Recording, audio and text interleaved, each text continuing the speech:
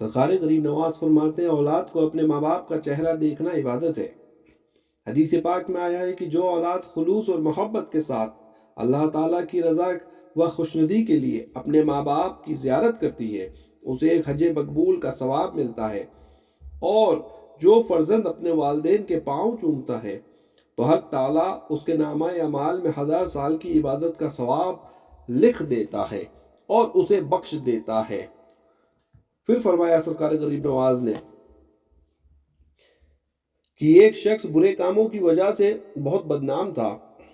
اس کے انتقال کے بعد لوگوں نے خواب میں اسے جنت میں حاجیوں کے گروہ میں ٹہلتے ہوئے دیکھا اور اس سے پوچھا کہ تجھے یہ مرتبہ کیسے مل گیا، حالانکہ دنیا میں تو ہمیشہ برے کاموں میں مشغول رہا؟ جواب دیا، بے شک میں بہت بدکار تھا، لیکن اپنی بوڑھی ماں کا میں بہت احترام کرتا تھا۔ جو اس کی ماں تھی بہت بزرگی کے عالم میں تھی، ان کا وہ بہت احترام کرتا تھا۔ جب میں گھر سے نکلتا اس کے قدموں پر سر رکھ دیتا۔ اس وقت میری ماں مجھے بہت دعائیں دیتی کہ اللہ تعالیٰ تجھے بخشے اور تجھے حج کا ثواب عطا فرمائے۔ رب کریم نے میری ماں کی دعا قبول کر لی، میرے گناہ بخش دیے اور مجھے جنت میں حاجیوں کے گروہ میں جگہ دی۔ سبحان اللہ، سبحان اللہ۔ پھر حضور غریب نواز نے فرمایا کہ ایک مرتبہ خواجہ بایزید بستامی رحمۃ اللہ تعالیٰ علیہ سے لوگوں نے پوچھا کہ آپ کو حقائق و معارف کا عظیم خزانہ کس طرح میسر ہوا؟ آپ نے جواب میں ارشاد فرمایا کہ بچپن میں قرآن کریم کی تعلیم حاصل کرنے مسجد جاتا تھا۔ ایک دن جب میرے استاذ نے آیت و بالوالدین احسانہ یعنی ماں باپ کے ساتھ اچھا سلوک کرنا چاہیے کے معنی بیان کیے تو مجھ پر بہت اثر ہوا۔ گھر پہنچ کر میں نے اپنی والدہ محترمہ کے قدموں پر سر رکھ دیا اور ان سے عرض کی کہ میرے حق میں دعا کریں کہ اللہ تعالیٰ مجھے آپ کی کما حقہ خدمت کرنے کی توفیق دے۔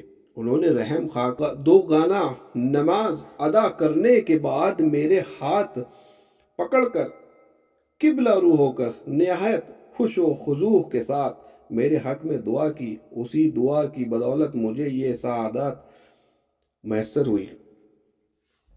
سبحان اللہ، سبحان اللہ، سبحان اللہ۔ اسی طرح ایک دفعہ سخت سردی کے موسم میں آدھی رات کے وقت میری والدہ نے پانی طلب کیا۔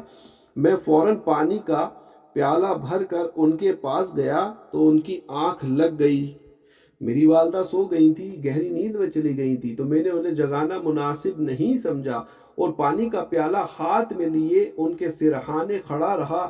رات کے آخری حصے میں جب وہ بیدار ہوئی تو مجھے اس حال میں کھڑا دیکھ کر حیران رہ گئیں۔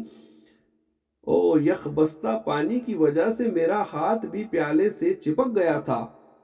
جب انہوں نے پیالہ میرے ہاتھ سے لیا تو بے اختیار مجھے گود میں لے لیا، پیار کیا اور کہا، اے جان مادر، تو نے میرے لیے بڑی تکلیف اٹھائی۔ یہ کہہ کر میرے حق میں دعا کی، اللہ تعالیٰ تجھے بلند مرتبہ عطا کرے، اپنا مقرب بنائے اور بخش دے۔